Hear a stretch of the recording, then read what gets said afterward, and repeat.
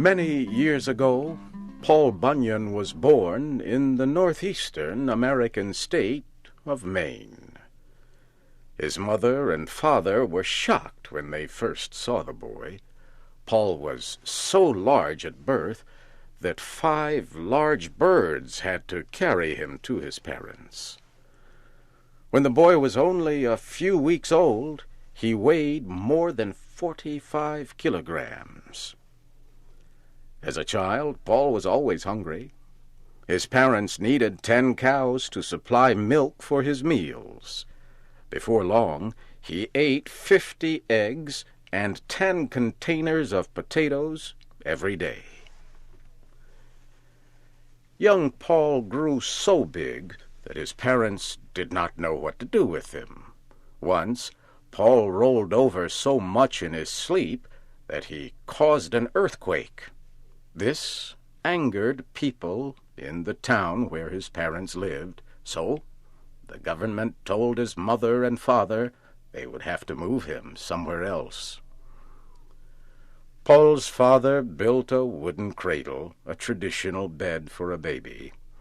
His parents put the cradle in waters along the coast of Maine.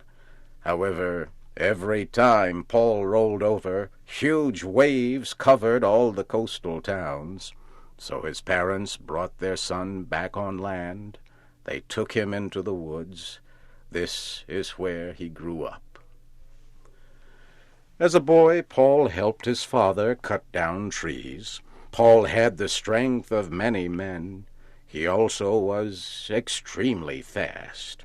He could turn off a light and then jump into his bed before the room got dark.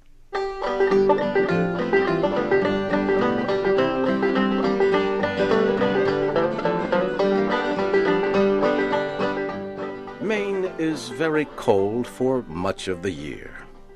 One day, it started to snow. The snow covered Paul's home and a nearby forest. However, this snow was very unusual. It was blue. The blue snow kept falling until the forest was covered. Paul put on his snowshoes and went out to see the unusual sight. As he walked, Paul discovered an animal stuck in the snow. It was a baby ox. Paul decided to take the ox home with him. He put the animal near the fireplace. After the ox got warmer, his hair remained blue. Paul decided to keep the blue ox and named him Babe. Babe grew very quickly. One night, Paul left him in a small building with the other animals. The next morning, the barn was gone, and so was Babe. Paul searched everywhere for the animal. He found Babe calmly eating grass in a valley, with the barn still on top of his back. Babe followed Paul and grew larger every day. Every time Paul looked, Babe seemed to grow taller. In those days, much of North America was filled with thick green forests. Paul Bunyan could clear large wooded areas with a single stroke of his large, sharp axe. Paul taught Babe to help with his work. Babe was very useful. For example, Paul had trouble removing trees along a road that was not straight. He decided to tie one end of the road to what remained of a tree in the ground. Paul tied the other end to Babe. Babe dug his feet in the ground and pulled with all his strength until the road became straight.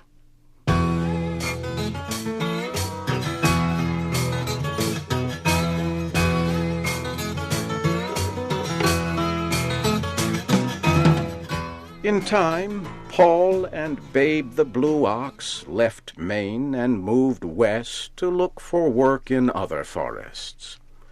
Along the way, Paul dug out the Great Lakes to provide drinking water for Babe. They settled in a camp near the Onion River in the state of Minnesota. Paul's camp was the largest in the country. The camp was so large that a man had to have 1 week's supply of food when walking from one side of the camp to the other. Paul decided to get other lumberjacks to help with the work. His work crew became known as the 7 Axe Men. Each man was more than 2 meters tall and weighed more than 160 kilograms.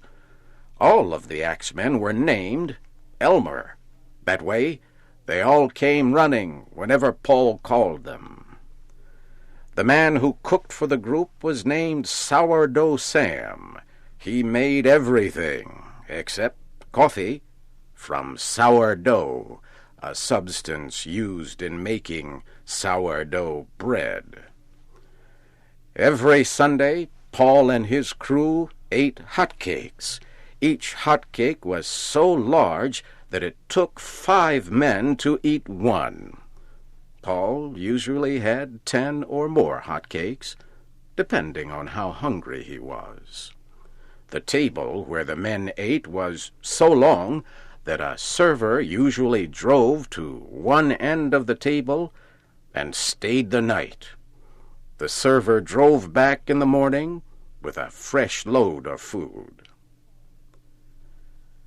Paul needed someone to help with the camp's finances. He gave the job to a man named Johnny Inkslinger.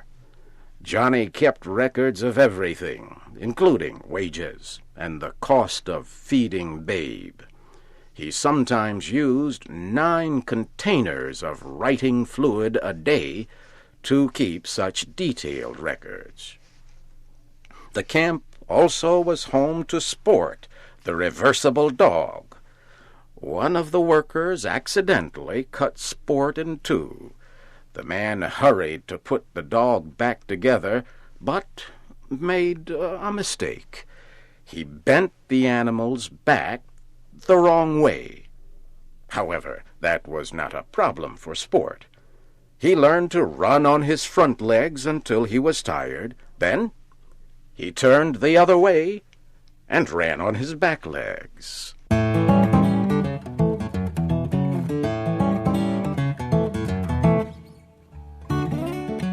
Big mosquitoes were a problem at the camp. The men attacked the insects with their axes and long sticks. Before long, the men put barriers around their living space. Then Paul ordered them to get big bees to destroy the mosquitoes. But the bees married the mosquitoes, and the problem got worse. They began to produce young insects. One day, the insects' love of sweets caused them to attack a ship that was bringing sugar to the camp. At last, the mosquitoes and bees were defeated. They ate so much sugar, they could not move. Paul always gave Babe the Blue Ox a 35-kilogram piece of sugar when he was good, but sometimes Babe liked to play tricks. At night, Babe would make noises and hit the ground with his feet. The men at the camp would run out of the buildings where they slept, thinking it was an earthquake. When winter came, Babe had trouble finding enough food to eat. Snow covered everything. Ole the blacksmith solved the problem. He made huge green sunglasses for Babe. When Babe wore the sunglasses, he thought the snow was grass. Before long, Babe was strong and healthy again. One year, Paul's camp was especially cold. It was so cold that the men let their facial hair grow very long. When the men spoke, their words froze in the air. Everything they said remained frozen all winter long, and did not melt until spring. Paul Bunyan and Babe left their mark on many areas. Some people say they were responsible for creating Puget Sound in the western state of Washington.